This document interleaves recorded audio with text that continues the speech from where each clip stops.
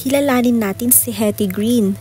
Siya ang tinaguriang the most stingy person in the world o pinakakuripot na babae sa kasaysayan.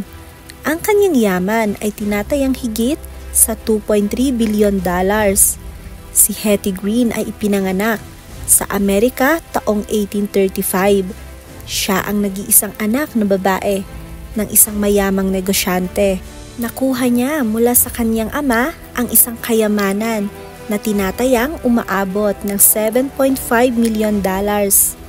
Nang siya ay 21 taong gulang, lumipat siya sa New York upang mamuhunan ng kanyang pera sa Wall Street at tinaguri ang Wicked Witch of Wall Street. Kalaunan, nag-asawa siya ng isang milyonaryo na katulad rin niya.